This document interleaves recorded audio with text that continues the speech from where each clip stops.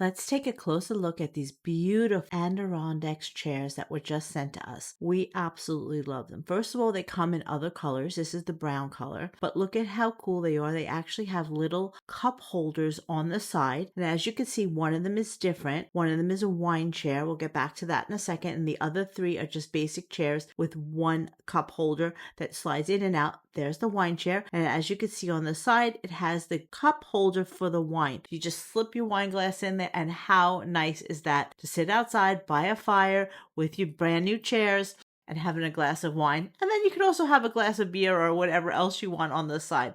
I absolutely love it.